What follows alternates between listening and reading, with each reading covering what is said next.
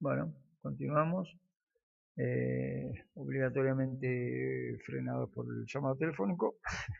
pero seguimos. Pero está bien igual, todo viene bien porque este, esta secuencia del análisis de los encargados es larga, así que bueno, hacemos un corte obligado, vino bien ahí. Bien, estábamos en la legislación que compete a esta relación paritaria, como decíamos. Y viene el caso de decir las relaciones de paridad de un consorcio, por lo menos, al menos nosotros las parcializamos en esta, ¿no? La relación con los encargados o empleados, mejor dicho, vamos a poner encargados porque ya arrancamos así, pero serían empleados. Las relaciones con los linderos son relaciones paritarias, las relaciones con los vecinos, que no son linderos, y las relaciones con los expuestos.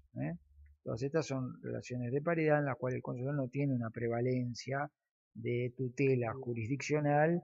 ni legal, ni administrativa tampoco, como la tiene frente a las relaciones de consumo. Relaciones de consumo, como ya sabemos, se dan con el constructor al inicio, durante cierto tiempo en el cual el constructor es responsable de la ruina parcial o total de la obra, con los contratistas en forma permanente. Estos son proveedores de productos elaborados o prestadores de servicio, con los contratistas, con las entidades bancarias, por las cuentas corrientes bancarias,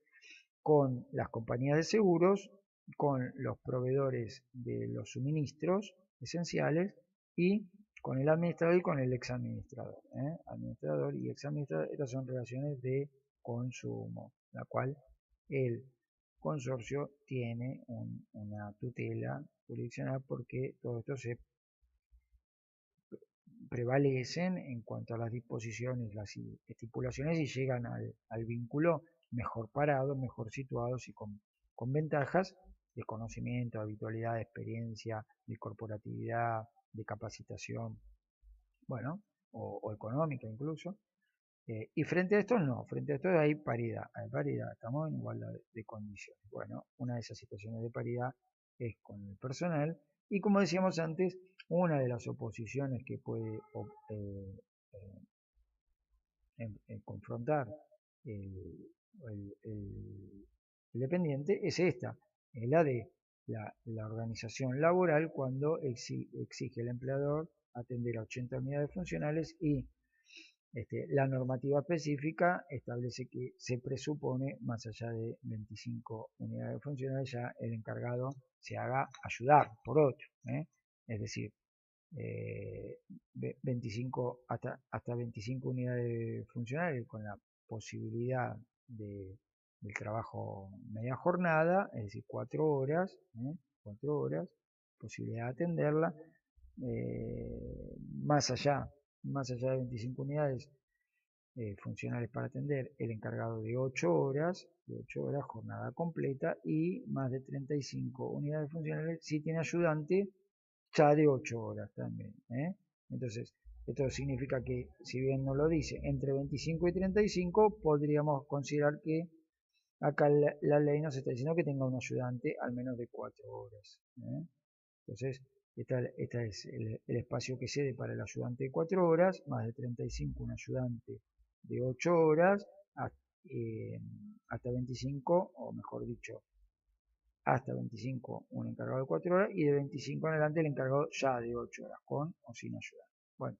depende de las características, por supuesto, de cada edificación y de las órdenes dadas por el empleador, porque si el empleador le dice al trabajador de 8 horas, le dice, usted tiene que atender 80 unidades de funcionarios, pero no le pedimos que atienda las 80 unidades de funcionarios en el día, sino los primeros 3 pisos los días lunes, los segundos y el trabajo de 8 horas es congruente con la exigencia otorgada y no la atención. Ahora, si no existe el libro de órdenes en donde se le fragmenta y selecciona las tareas a realizar, bueno, entonces sí está vulnerado porque entiende que tiene que realizar todas sus tareas previstas también por el convenio, sobre todo en el artículo 23, las obligaciones o tareas o desempeño natural del personal en relación de dependencia, de atender el aseo, la conservación, el mantenimiento y la vigilancia de los 80 unidades funcionales durante las 8 horas de trabajo diario. Bueno, entonces acá empieza a funcionar o a tener relevancia las órdenes, las oposiciones a las órdenes, los descargos y luego también el mecanismo de acercamiento entre las partes. Hoy está, siempre por supuesto, puede haber sido el SECLO, que es el Servicio de Conciliación Laboral pre-judicial, y hoy esta tarea la realiza el SERACAR, que es específico con las mismas cualidades del SECLO de acercamiento de las partes e incluso constituir una faceta prejudicial anterior a un juicio específica del rubro. El SERACAR específico para que vaya un trabajador con su asistencia profesional, que casi siempre se la brinda el gremio si está sindicalizado, y el empleador con su propia asistencia y con su representante legal a congeniar en la interpretación de la ley y en cómo se vuelca esas tareas en una edificación que es el establecimiento. Este es el establecimiento como prevé la ley de contrato de trabajo, el establecimiento casi siempre la fábrica o la oficina o la empresa donde se desarrollan las tareas de muchos empleados para un empleador. Y acá, en este rubro, se da lo contrario porque existen muchos empleadores y un solo empleado. Es la inversa. ¿De acuerdo? Si bien todos estos empleadores no tienen vínculo susceptible o factible de relacionarse en forma directa con el empleado, sino a través de la persona jurídica consorcio, hablando y participando en asamblea y de ahí dirigiendo, realmente existe en la práctica que se siente, se palpa y se nutre esta relación de muchos empleadores y un empleado. Es lo inverso a lo normal, en donde hay un empleador y muchos empleados. Y además, otra característica de esta situación es que el empleado casi siempre habita el mismo establecimiento que comparte con su empleador. Y esto se da pocas veces. Bueno, hay serenos que viven en las industrias o en la fábrica, pero no vive allí el empleador. Bueno, acá se comparte todo. El empleador, es decir, fragmentado, desmembrado en la membresía, por supuesto, en los copropietarios, vive en el mismo lugar donde vive el empleado. Que además el empleado vive con sus familiares. Esto lo conoció como portería, lógicamente, ya se sabe. La portería que está destinada es un espacio común, no es una unidad funcional, no es de nadie, es de todos, porcentualmente de todos. Luego veremos esas cuestiones si se puede alquilar o no la portería. Bueno, no es lo que nos concierne acá. Acá estamos tratando del desempeño de las tareas del encargado. Bueno, estos tienen en el convenio colectivo fija las condiciones de congeniar continuamente para arreglar entre partes, estos sindicalizados, por supuesto, en el gremio,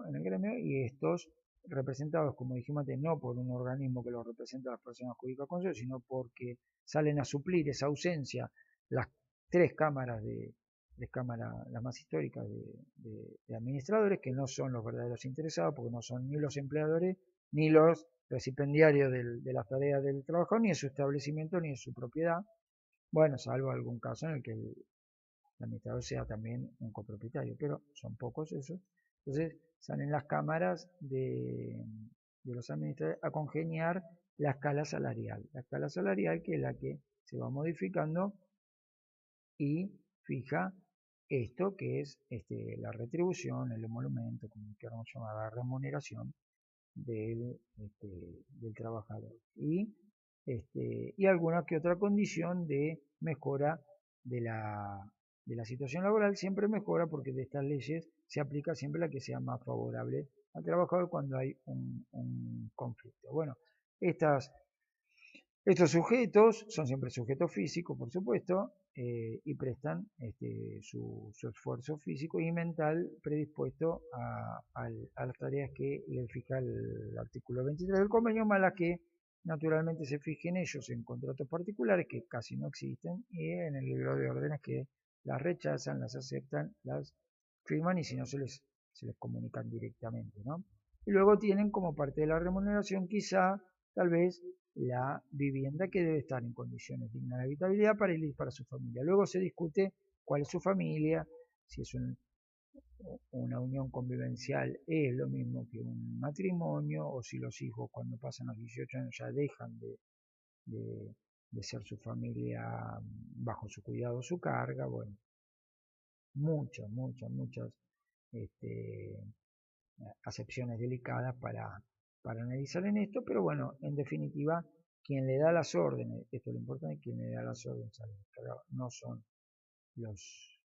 copropietarios, sino que la persona jurídica consorcio, tampoco se las da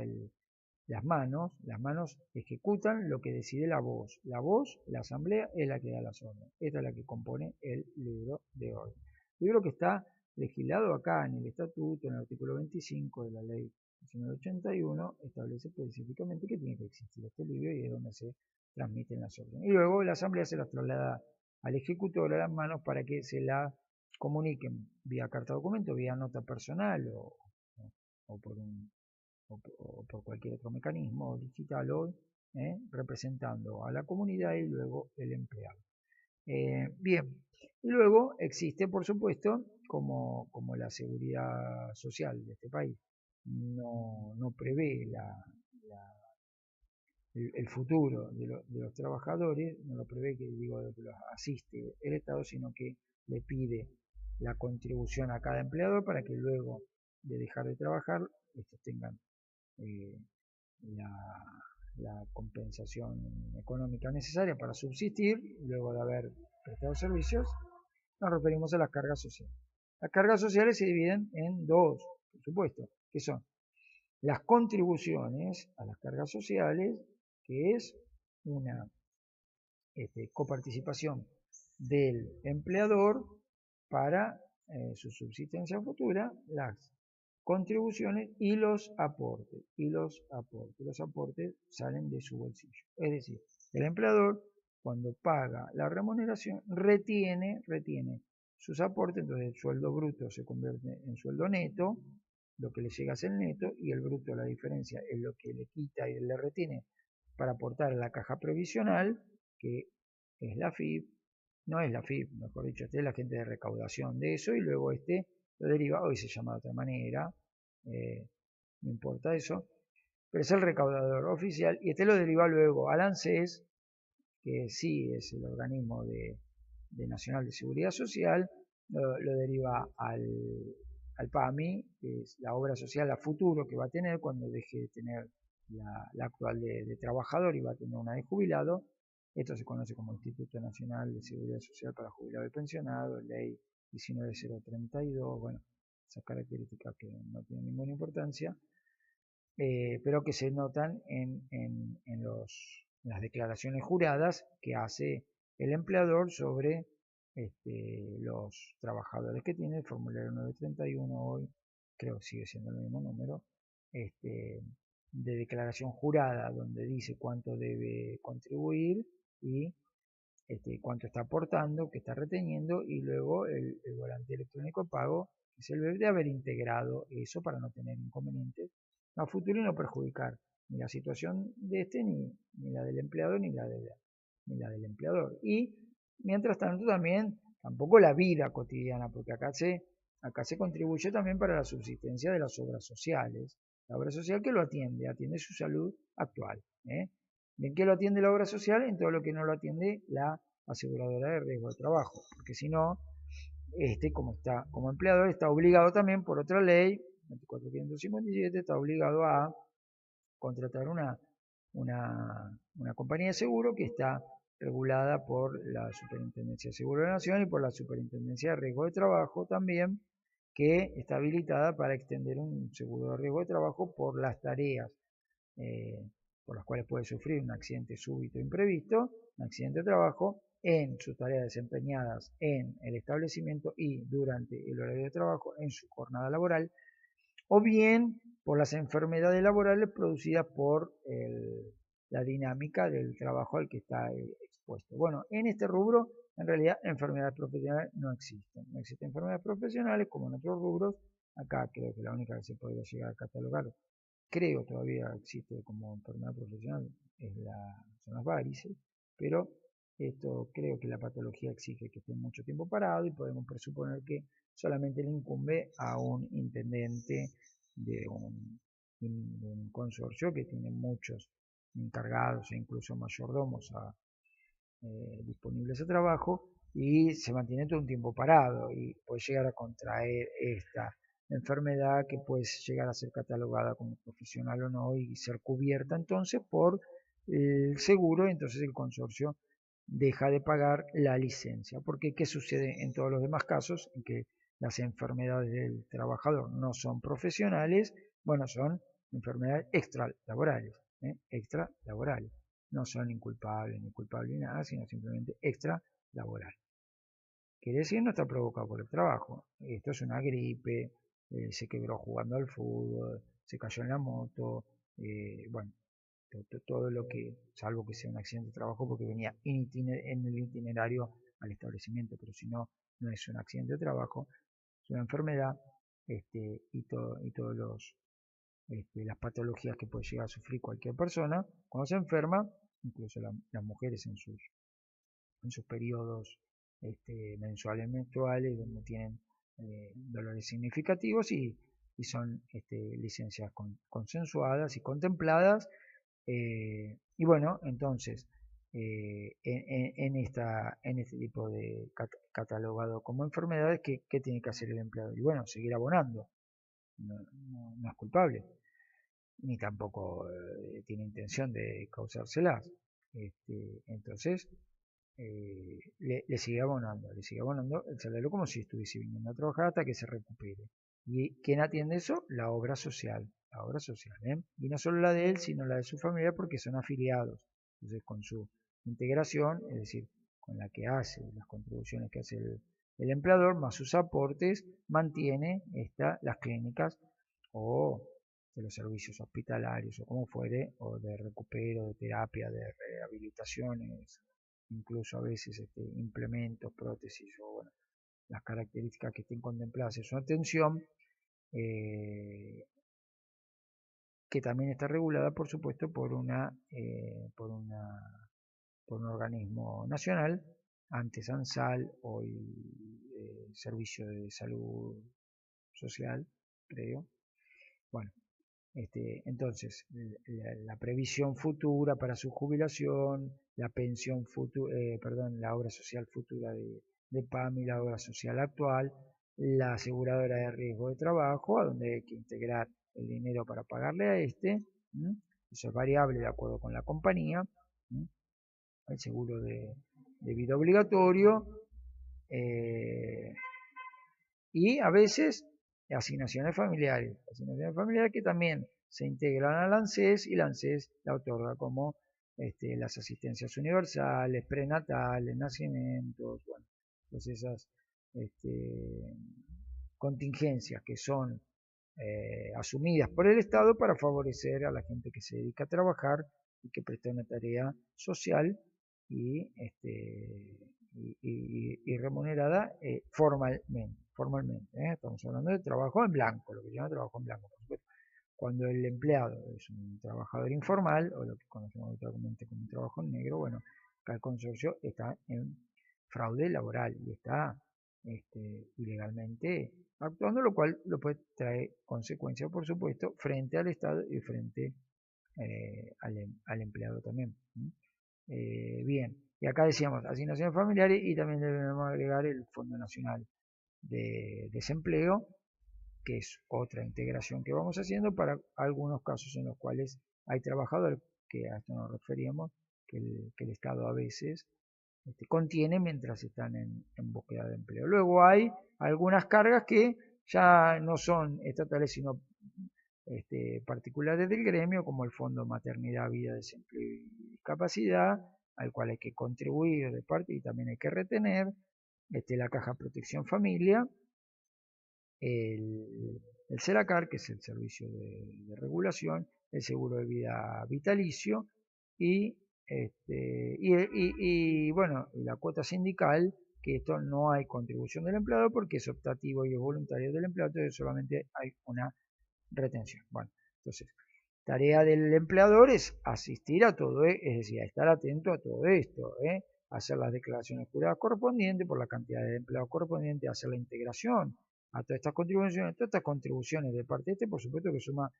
un 30% más del salario bruto, así que al bruto hay que sumarle 30% más, que no lo vemos, pero que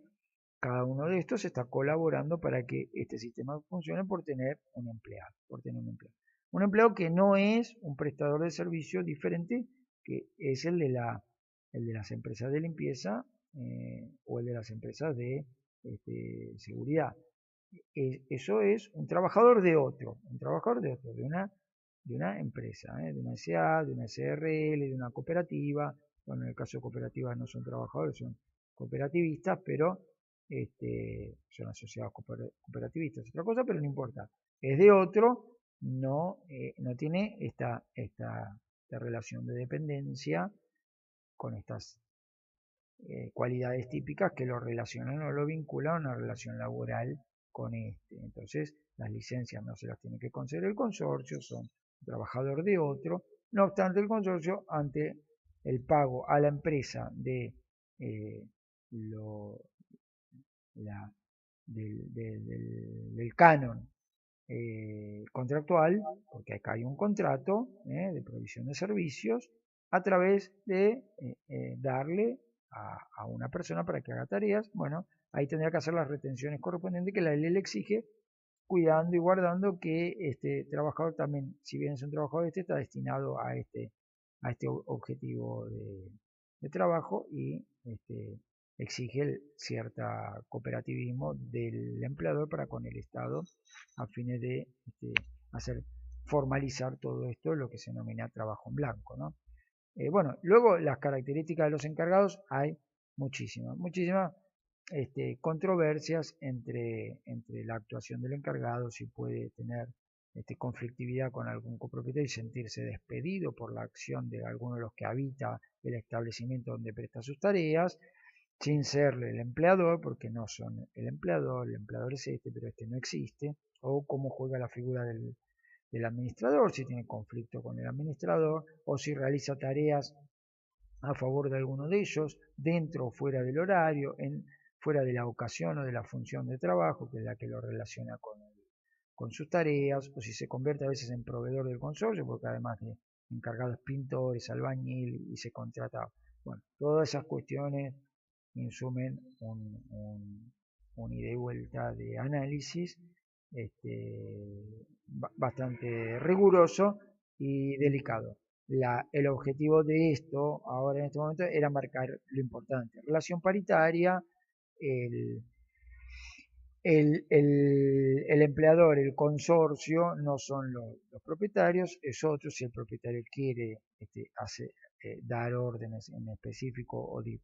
o predisponer algún tipo de conveniencia en la tarea, debe acudir a asamblea y allí obtener los votos necesarios para que éste luego tome esa determinación y se la transmita al encargado. La herramienta de transmisión es el administrador y nada más, son las manos y nada más, no decide, no toma determinaciones ni nada, más allá de lo que diga o no el convenio. Y este puede ser uno o pueden ser varios, como dijimos, depende de las tareas que tiene que prestar y las cualidades de comodidades o confortabilidades que tenga. Y luego tienen muchos adicionales respecto perfectamente a esas cualidades o respecto a la zona donde se encuentra esto o respecto a las tareas que se le exigen hacer, y todas ellas están contempladas en el convenio colectivo en el artículo 7, 6 y 7, que es la calidad de edilicia y las cualidades de cada uno de los escalafones que puede abordar este empleado, desde encargado 8 horas, encargado 4 horas, ayudante 8 horas, ayudante 4, trabajador jornalizado solo de limpieza y no de lo demás, peón, ascensorista, multifunción, garagista, bueno, de todo, vigilador, bueno, y un sinnúmero más, y todas controladas. Suplente que también trae otros vericuetos, pero básicamente eso, relación paritaria, de las paritarias, con un empleado, y detrás del empleado siempre hay una corporativización laboral, con un sindicato, un gremio, porque prácticamente todos están sindicalizados, y de este lado falta quien represente el interés de los consorcistas y de los copropietarios, y en tanto lo suplen los administradores que no son precisamente los interesados en la prestación. Bueno, así estamos hasta hoy con este régimen.